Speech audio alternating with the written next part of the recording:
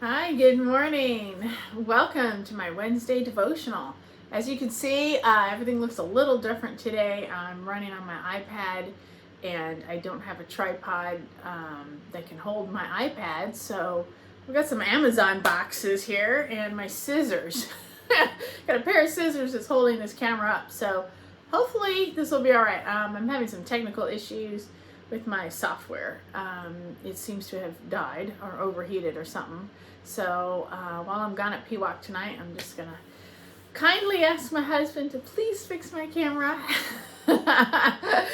And software, it's just this software is really tricky. I've got like all these two display monitors and a laptop, and it's probably just getting overheated in this room. It's hot outside, muggy, so hopefully this will work. But anyway, I just thank you for having patience and bearing with me, as this does look a little different, you know. All right, let's go to Esther chapter 2, verses 13 and 14. Hopefully you can see this.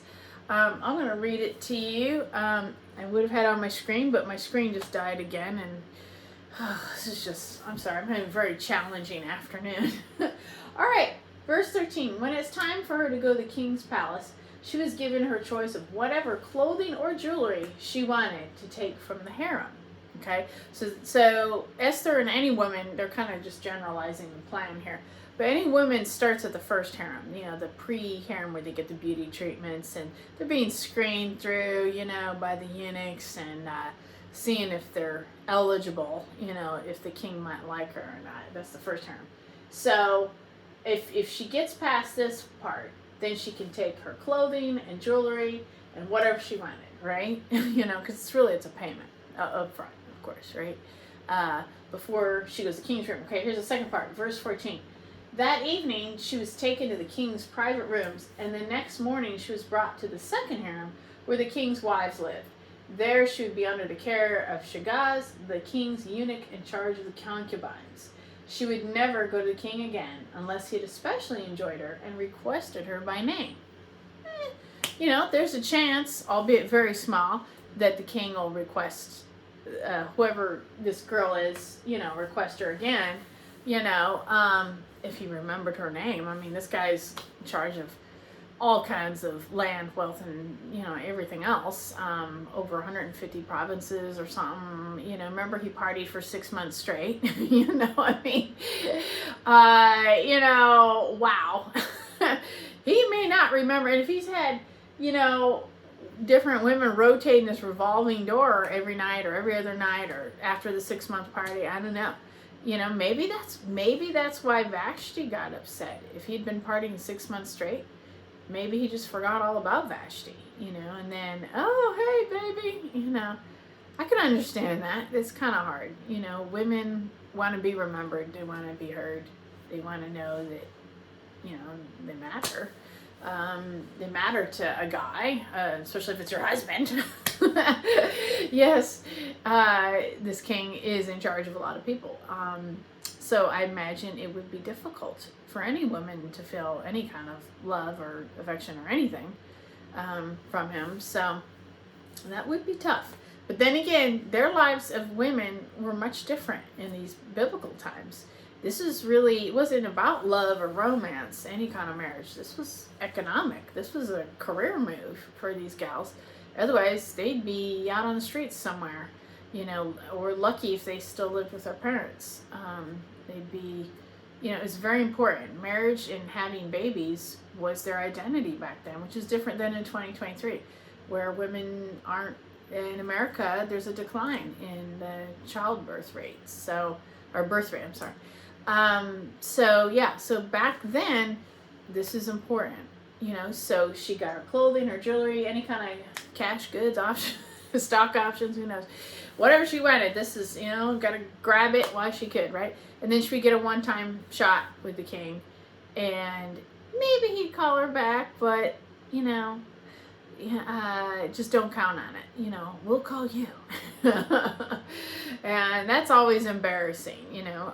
And then probably, you know, if it's an emotional woman, she might feel bad. She might feel hurt. Or she might be scheming. Maybe she's gonna think, well, forget it. I'll just take this one night, grab the stuff, and go. Who cares? Because any woman could look at it like that. Because they're set for life. At that point, that's their retirement plan. They go over to the wives' concubine section and department and just hang out and eat grapes or something. I don't know. Wait around, see if the king calls, or he may not. But either way, you get paid. So, okay. There's your 401k plan. But yeah, I mean, but now, we're in a different mindset as women, that just wouldn't cut the mustard for love and romance, waiting around and seeing if he might call, maybe never. And you got all these other women going to this revolving door of his bedroom. Oh my gosh. Oh, and yeah, that might be your husband if you're the queen. Ooh, that would hurt. That would be difficult. It really would. But women back then, they didn't have the kind of options that we have now. Nowadays, in 2023, women are working, have their own career, and aren't even getting married or having a baby. So, which is the better option? Now, back then, people were getting together. Nowadays, I read somewhere that teens, they're not going through the same problems of my Gen X generation went through, where we had to worry about AIDS and getting pregnant and all these other things, because sex was more prevalent amongst teenagers back in my generation. Now, I read somewhere that that's on the decline. Teenagers are like, got my computers, got my phone, yeah, that shocked me. Or even getting a driver's license, or having a car or something like that. Just teenagers now, very different. And remember, Esther was 18, and also in this story, remember the gathering up the young virgins? So they're 14 to 18 years old because they're really young back then, because they died, in their 30s, 20s, 30s, something. I don't know. Lifespan was a little different then. So, yeah, just amazing. But if you think about her odds, that Esther had to compete against all these other virgins of women that were going to go kind of be auditioned by the king to see who's going to be the next queen. Wow, those are some tough odds. For me, I'd probably be pretty insecure. Gee, I don't know, what if he doesn't like me? I'd be that girl, I don't know.